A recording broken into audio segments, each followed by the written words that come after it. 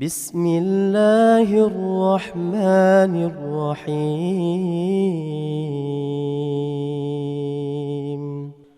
بسم الله الرحمن الرحيم. السلام عليكم ورحمة الله وبركاته. إن الحمد لله نحمده ونستعينه ونستغفره ونعوذ بالله من شرور أنفسنا وسيئات أعمالنا. من يهده الله فلا مضل له ومن يضلل فلا هادي له. وأشهد أن لا إله إلا الله وحده لا شريك له إقرار به وتوحيدا. وأشهد أن محمدا عبده ورسوله. يقول ربنا عز وجل في كتابه الكريم: يا أيها الذين آمنوا اتقوا الله حق تقاته ولا تموتن إلا وأنتم مسلمون. يا أيها الناس اتقوا ربكم الذي خلقكم من نفس واحدة وخلق منها زوجها وبث منهما رجالا كثيرا ونساء واتقوا الله الذي تساءلون به والأرحام إن الله كان عليكم رقيبا. يا أيها الذين آمنوا اتقوا الله وقولوا قولا سديدا يصلح لكم أعمالكم ويغفر لكم ذنوبكم وَمَن يُطِعِ اللَّهَ وَرَسُولَهُ فَقَدْ فَازَ فَوْزًا عَظِيمًا. أَمَّا بَعْدُ. Alhamdulillah, jamaah sekalian rahimani wa rahimakumullah. Di kesempatan subuh hari yang berbahagia ini kembali kita merasakan curahan nikmat Allah Subhanahu wa taala. Setelah tadi diberikan kemudahan untuk melaksanakan salah satu kewajiban kita, yaitu melaksanakan sholat subuh secara berjamaah, alhamdulillah. Dan semoga dengannya kita termasuk dari golongan yang mendapatkan jaminan dan penjagaan Allah Subhanahu wa taala. Di dalam hadis yang diriwayatkan oleh Imam Muslim dari sahabat Jundub bin Abdullah radhiyallahu taala an, kata Nabi sallallahu alaihi wasallam, "Man shalla subha fahuwa fi dhimmatillah." Barang siapa yang sholat subuh, maka sungguh dia berada dalam jaminan penjagaan Allah Subhanahu wa taala. Al-Imam At-Tibi rahimahullah dalam kitab beliau Syarah Mishkatul Masabih jilid yang pertama menyebutkan, dikhususkannya penyebutan sholat subuh karena di dalamnya terdapat beban, di dalamnya terdapat tantangan untuk melakukannya, dan karena sholat subuh itu menunjukkan keikhlasan seorang hamba kepada Rabb-Nya Allah Subhanahu wa taala, kejujuran keimanan yang terdapat pada diri hamba tersebut. Jamaah sekalian rahimani wa rahimakumullah, di dalam hadis yang diriwayatkan oleh Al-Imam Muslim nomor 6708 dari sahabat Abu Hurairah radhiyallahu taala an, Nabi sallallahu alaihi wasallam bersabda, "Innallaha la yanzuru ila ajsamikum wala ila suwarikum walakin yanzuru ila qulubikum wa a'malikum." Sesungguhnya Allah Rabbul Alamin tidak melihat terhadap rupa dan bentuk tubuh kalian. Allah Subhanahu wa taala tidak menilai dari fisiknya kita, cantik ataukah tidak, tampan ataukah tidak, bodinya bagus ataukah tidak. Bukan itu yang menjadi penilaian Allah Subhanahu wa taala. Akan tetapi kata Nabi sallallahu alaihi wasallam, walakin yanzuru ila qulubikum wa a'malikum. Akan tetapi Allah Subhanahu wa taala melihat dan menilai hati dan amalan kalian. Pelajaran yang bisa kita petik dari hadis yang mulia ini, bahwa Islam, agama kita,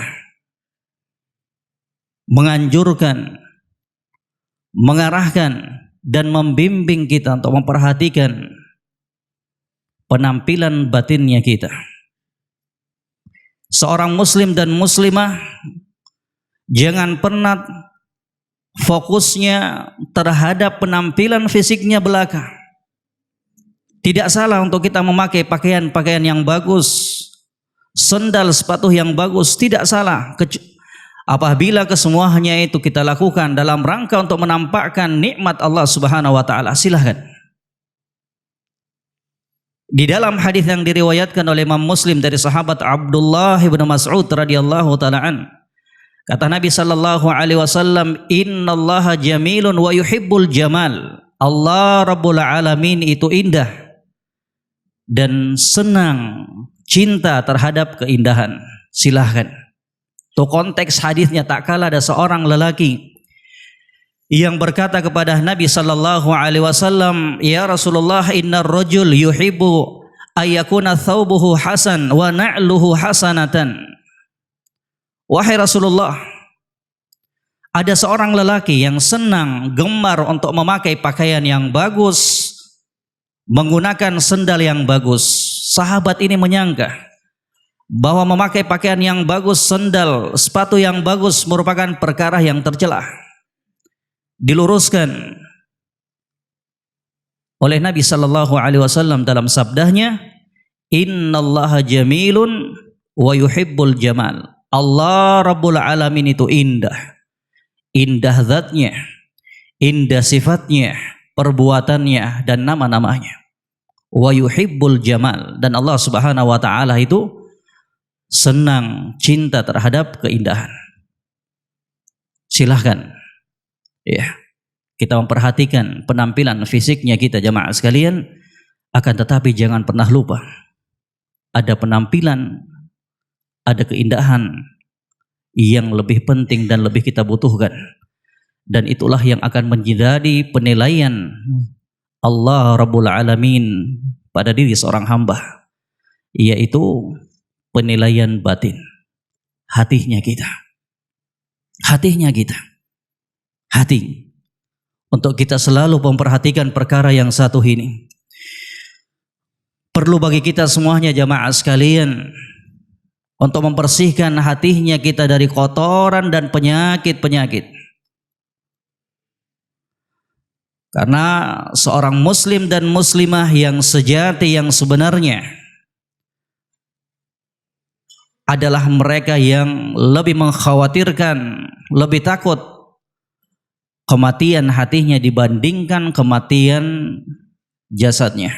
Kata Imam Ibnul Qayyim rahimahullahu ta'ala dalam kitab Madarijus Salikin jilid yang ketiga halaman 248, "Ar-rajul huwallazi yakhafu mauta qalbihi la mauta badani." Pribadi yang sejati itu siapa dia? Orang yang lebih mengkhawatirkan kematian hatinya dibandingkan kematian jasadnya. Itulah pria, itulah wanita yang sejati. Dia lebih memperhatikan kematian hatinya.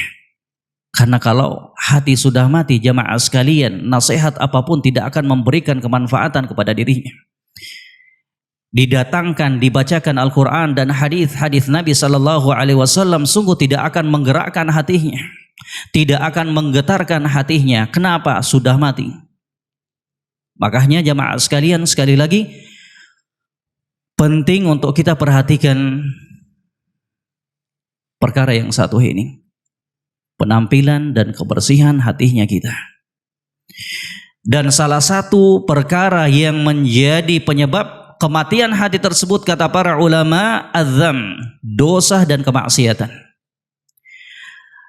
Kata Muhammad ibnu Wasi' rahimahullahu ta'ala, "Adz-dzambu 'ala dzamb yumitul qalb." Dosa di atas dosa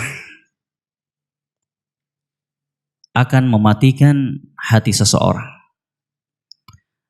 Tak kala dia terus terjerumus dalam dosa dan kemaksiatan, berpindah dari satu dosa ke dosa yang lainnya, dari satu kemaksiatan kepada kemaksiatan yang lainnya, maka itu merupakan salah satu penyebab yang menjadikan hatinya mati. Sebab itulah perlu untuk terus kita sirami hatinya kita ini dengan bimbingan agama. Kita segarkan hatinya kita dengan untaian kalamullah, firman-firman Allah Subhanahu wa taala, hadis-hadis Nabi sallallahu alaihi wasallam, demikian pula nasihat-nasihat dari para sahabat dan orang-orang soleh setelah mereka.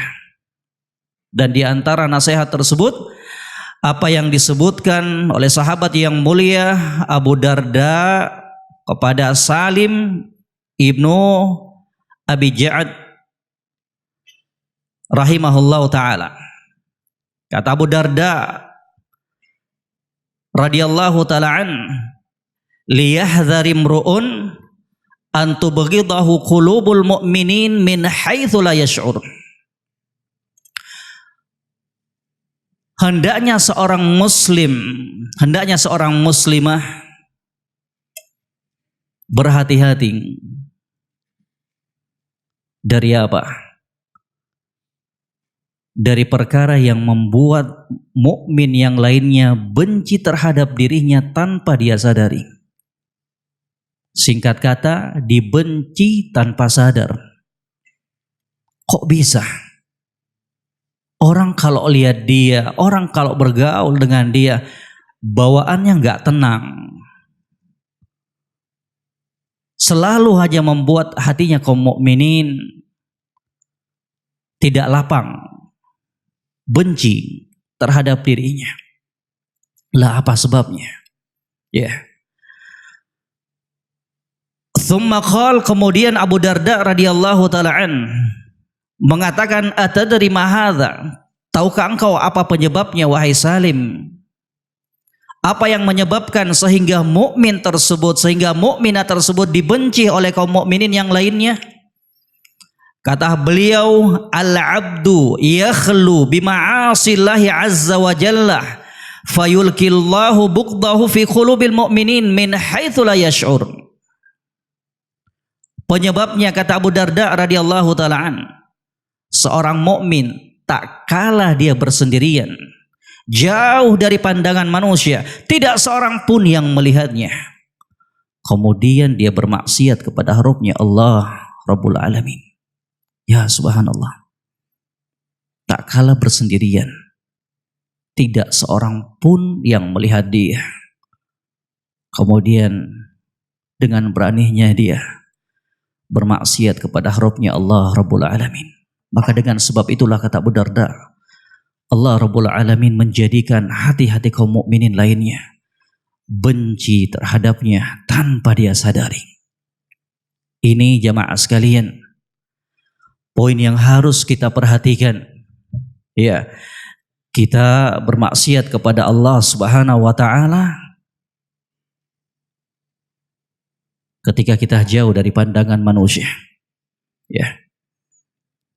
Dan cukup satu hadis yang diriwayatkan dari Nabi sallallahu alaihi wasallam yang menunjukkan dahsyatnya ketika seorang hamba bermaksiat tak kala berada dalam kesendirian. Di dalam hadis yang diriwayatkan oleh Al-Imam Ibnu Hibban, demikian pula Al-Imam Ibnu Majah, dari sahabat Thauban radhiyallahu taala an, kata Nabi sallallahu alaihi wasallam, la a'lamanna aqwaman min ummati ya'tuna yaumal qiyamah bihasanatin amthali jibali tihamah. Sungguh aku mengetahui ada suatu kaum dari umatku datang pada hari kiamat dengan membawa kebaikan semisal gunung Tihamah, gunung yang besar, gunung yang tinggi. Dia membawa kebaikan yang banyak. Fayaj'aluha Allah azza wa jalla haba'an manthura. Akan tetapi Allah Subhanahu wa taala menjadikan kesemuanya itu seperti debu yang berterbangan. Enggak bermanfaat kebaikan-kebaikan yang dia lakukan. Qala Thauban, maka berkata sahabat yang mulia Thauban radhiyallahu taala an, ya Rasulullah, sifhum lana. Wahai Rasulullah, tolong sebutkan sifat-sifat mereka. Alla nakuna minhum wa nahnu la na'lam, agar kami kemudian tidak termasuk dari bagian mereka, orang-orang yang merugi, yang tidak memberikan kemanfaatan dari amalan kebaikannya pada hari kiamat. Tolong dong sifatkan kepada kami. Beritahukan kepada kami wahai Rasulullah sallallahu alaihi wasallam gimana sifatnya mereka. Kata Nabi sallallahu alaihi wasallam, ama innahum ikhwanukum wa min jildatikum wa ya'khuduna minal lail kama ta'khudun walakinnahum aqwamun idza khalau bimaharimillah intahakuha. Mereka sama semisal dengan kalian. Kulit mereka sama dengan kalian. Mereka pun sama dengan kalian menghidupkan malam-malamnya. Akan tetapi tak kalah dia bersendirian, tak seorang pun dari kalangan makhluk ini melihatnya terjatuh dalam kemaksiatan kepada Rabbnya Allah Subhanahu wa taala. Ya subhanallah. Tak kalah sendirian. Kemudian dia merobek tirai kemaksiatan kepada Rabbnya Allah Rabbul Alamin. Dan ini jamaah sekalian rahimani wa rahimakumullah, semisal dan semakna dengan firman Allah Subhanahu wa taala di dalam surat An-Nisa ayat 180 atau 108, kata Allah Subhanahu wa taala, yastakhfuna minan nas wa la yastakhfuna minallah wa huwa ma'ahum. Dan mereka bersembunyi dari manusia, mereka malu dari manusia. Akan tetapi mereka enggak bersembunyi, tidak malu kepada Rabbnya Allah Subhanahu wa taala. Dalam keadaan ilmu Allah Subhanahu wa taala selalu bersama mereka. Enggak malu kepada Allah Rabbul Alamin. Padahal dialah Allah Rabbul Alamin yang lebih berhak untuk kita malu terhadapnya. Kata Nabi sallallahu alaihi wasallam, "Idza lam tastahi fasna' ma syi'ta." Kalau kamu enggak punya lagi rasa malu kepada Allah Subhanahu wa taala, maka silakan berbuat sekehendak hati kamu. Silakan. Silakan. Ini bukan pembiaran. Ini bukan berarti Nabi sallallahu alaihi wasallam membiarkan kita untuk melakukan dan terjatuh dalam dosa dan kemaksiatan, tidak sama sekali. Akan tetapi ini merupakan ancaman dari Nabi sallallahu alaihi wasallam. Silakan. Dan itu pula yang diwasiatkan Jibril alaihi salam kepada junjungan kita Nabi Muhammad sallallahu alaihi wasallam di dalam hadis yang diriwayatkan oleh Al-Imam Hakim. Demikian pula Al-Imam At-Tabarani dalam kitab beliau Mu'jam Al-Awsat dari sahabat Sahal bin Sa'ad As-Sa'idi radhiyallahu taala an, kata Jibril alaihi salam, ya Muhammad i'mal ma syi'ta fa innaka majziyun bihi. Silahkan wahai Muhammad sallallahu alaihi wasallam, silahkan kamu berbuat sesuka hati kamu, silahkan. Nasihat Jibril alaihissalam kepada junjungan kita Nabi Muhammad sallallahu alaihi wasallam juga pada hakikatnya adalah nasihat untuk kita semuanya selaku umat Nabi Muhammad sallallahu alaihi wasallam. Wa'mal ma syi'ta fa innaka majziyun bih. Silahkan berbuat apa yang kalian ingin perbuat, kata Jibril alaihissalam. Akan tetapi ingat, engkau akan diberikan balasan sesuai dengan perbuatan yang kamu lakukan. In khairan fa khairun wa in syarran fa syarrun. Kalau kamu berbuat kebaikan, maka kebaikan pula yang kamu akan dapatkan.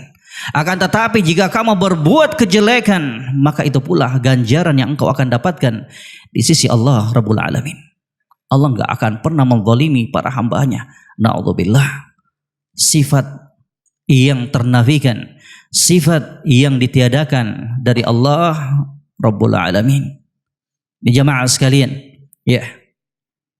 Makanya kalau ada orang yang tidak malu kepada Allah Subhanahu wa taala, silahkan berbuat sesuka hatinya.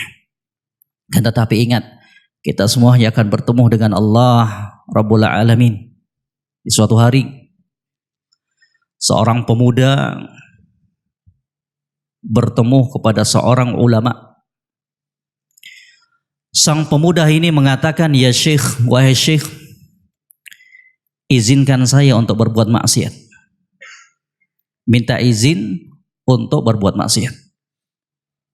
Kata Syekh, kata ulama ini, silahkan kamu berbuat maksiat. Akan tetapi cari tempat yang Allah Subhanahu wa ta'ala tidak melihat kamu. Silahkan berbuat maksiat. Akan tetapi cari tempat yang ketika kamu berbuat maksiat, Allah Rabbul Alamin tidak melihat kamu. Kata pemuda, "Wahai Syekh, di mana tempat itu? Bukankah langit, bumi, dan apa yang berada di antara keduanya itu semuanya milik Allah? Semuanya dilihat oleh Allah Rabbul Alamin." Kemudian sang syekh, sang ulama ini mengatakan, "Jika kamu telah mengetahui bahwa tidak ada satu tempat pun di muka bumi ini yang tidak dilihat dan tidak diketahui oleh Allah Subhanahu wa ta'ala, apakah pantas kemudian kamu berbuat maksiat kepada Rabb kamu Allah Subhanahu wa ta'ala? Apakah pantas, jemaah sekalian, kita berbuat kemaksiatan kepada Rabb-nya kita dalam keadaan kita sadar, kita yakini bahwa segala pergerakannya kita, perbuatannya kita dilihat oleh Allah Subhanahu wa ta'ala? Ini dosa besar nih, dosa besar. Makanya Al-Imam Al-Haytami rahimahullah ta'ala menyebutkan, ya, perkara yang satu ini dosa, yang satu ini termasuk dari rentetan dosa yang besar. Kata beliau, "Al-kabiratu as-sadisatu wal khamsuna ba'da 300." Dosa besar ke-356. Apa itu? Idharuz zai as-solihin fil mala' wa intihakul maharim walau saghair fil khalwati. Kata beliau, termasuk dosa besar yang ke-356. Ini dosa besar-besar yang disebutkan oleh Imam Haytami dalam kitab beliau Al-Kabair. Ya. Poin 356. Apa itu? Yang termasuk bagian dosa besar, menampakkan kesolehan di hadapan manusia, kemudian dia menerjang perkara yang diharamkan oleh Allah, meskipun dosa kecil tak kalah bersendirian. Dosa besar di hadapan makhluk, di hadapan manusia, dia menampakkan sebagai orang soleh, sebagai wali-wali Allah Subhanahu wa ta'ala. Akan tetapi tak kalah bersendirian, tak kalah manusia luput dari pandangannya, dia pun menerjang, terjatuh dalam kemaksiatan kepada Rabb-nya Allah Subhanahu wa ta'ala, meskipun itu dosa kecil. Kata Imam Al-Haytami rahimahullah ta'ala. Nah, ini jamaah sekalian rahimani wa rahimakumullah, perlu kita perhatikan dari dosa besar ini. Jangan sampai kita termasuk orang-orang yang disebutkan oleh Bilal bin Sa'ad rahimahullah ta'ala, la takun waliyan lillah fil alaniyah wa aduwan lahu fis sir. Jangan sekali-kali kalian menjadi wali-wali Allah Subhanahu wa ta'ala tak kalah berada di keramaian, tak kalah manusia melihat kamu rajin ibadah, menampakkan kesolehannya, menampakkan seakan-akan dialah orang yang takut kepada Rabb-nya Allah Subhanahu wa ta'ala. Wa aduwan lahu fis sir, akan tetapi tak kalah bersendirian menjadi musuh Allah Subhanahu wa ta'ala. Ya subhanallah, hati-hati jemaah sekalian. Ini sekali lagi termasuk dari bagian dosa besar. Lah kalau demikian, gimana sih solusinya? Apa sih tipsnya agar kemudian bisa terhindar dari penyakit yang satu ini, penyakit yang akan mengotori hatinya kita?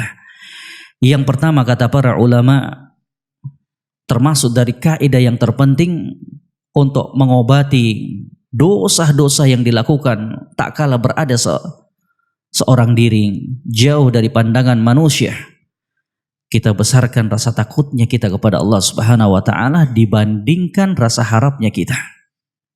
Rasa khaufnya kita lebih kita dominankan, lebih kita besarkan dibandingkan harapan kita kepada Rabbnya kita, rojaknya kita kepada Rabbnya kita Allah Subhanahu wa taala.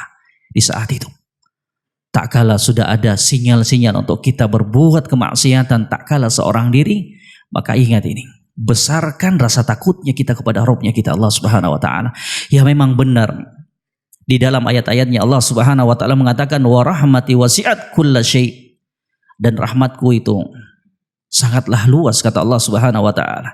Demikian pula firman-Nya telah kita ketahui, nabbi ibadi anni anal ghafurur rahim. Sampaikan kepada para hambaku kata Allah Subhanahu wa taala, sesungguhnya aku itu pemaaf. Ini roja, ini harapan. Akan tetapi jangan lupa jamaah sekalian dari kelanjutan ayat tersebut, wa anna adzabi huwal adzabul alim. Sampaikan pula kepada mereka wahai Muhammad sallallahu alaihi wasallam bahwa siksaanku sangatlah pedih. Hadirkan ini rasa takutnya kita ketika ingin bermaksiat kepada Rabbnya kita Allah Subhanahu wa taala tak kala berada dalam kesendirian. Besarkan rasa takutnya kita kepada Rabbnya kita Allah Subhanahu wa taala. Kalau sudah tahu ini, kalau kaidah ini sudah tertanam, tercancap di hatinya kita, maka perlu sebab-sebab yang lainnya yang akan menopang kita untuk terhindar dari dosa yang hendak kita lakukan tak kala berada seorang diri. Apa itu? Kata para ulama, di antaranya ad-doa.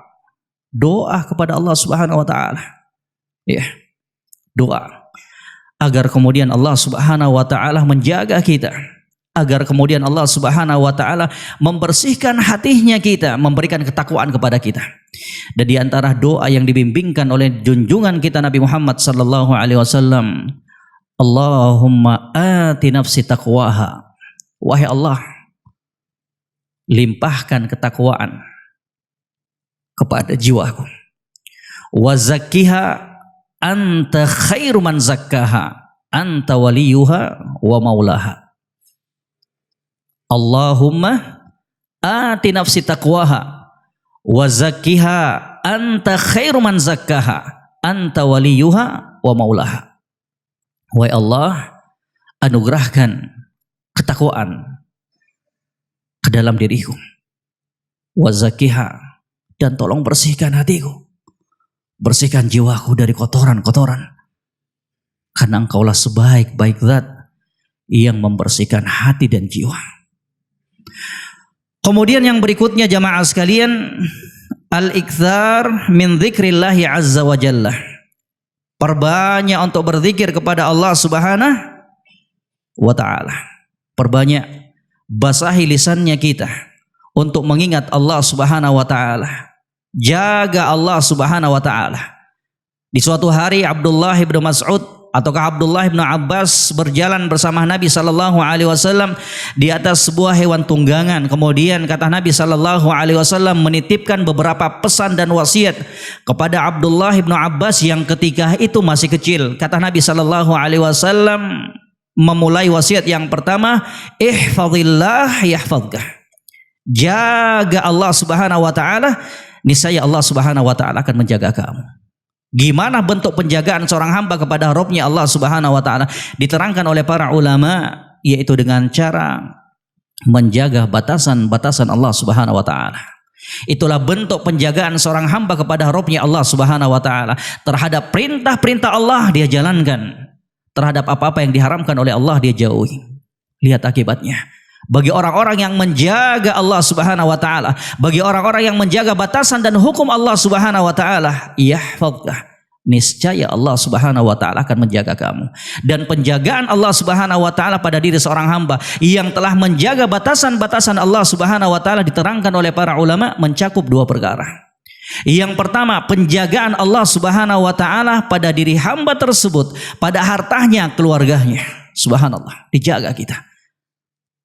Dan ini tips untuk sehat yang mungkin tidak akan kita dapatkan dalam ilmu kedokteran. Apa itu? Menjaga batasan-batasan Allah Subhanahu wa taala. Ingin hidup sehat, jauhi kemaksiatan kepada Allah Subhanahu wa taala. Ingin hidup sehat, jaga batasan dan hukum-hukum Allah Subhanahu wa taala. Dekatkan dirinya kita selalu kepada Rabbnya kita Allah Subhanahu wa taala. Dan bentuk penjagaan yang kedua, dan ini yang lebih penting dan ini lebih mulia dibandingkan penjagaan yang pertama tadi. Dengan seorang hamba menjaga batasan-batasan dan hukum-hukum Allah, niscaya Allah Subhanahu wa taala akan menjaga agama hamba tersebut, akan menjaga keimanan hamba tersebut, akan menjaga hati hamba tersebut. Subhanallah. Ya. Ingin terhindar dari kemaksiatan, ingin kemudian hatinya kita bersih jamaah sekalian, maka mari menjaga batasan-batasan dan hukum-hukum Allah Subhanahu wa taala. Ya. Kemudian yang berikutnya, as-salatu ala waqtiha wa fi jama'atin khasah. Agar terhindar dari dosa ketika bersendirian, jaga salat jamaahnya kita. Karena salat itu kata Allah Subhanahu wa taala, innas shalah tanha 'anil fahsya'i wal munkar. Sesungguhnya salat itu akan mencegah dari perbuatan keji dan mungkar.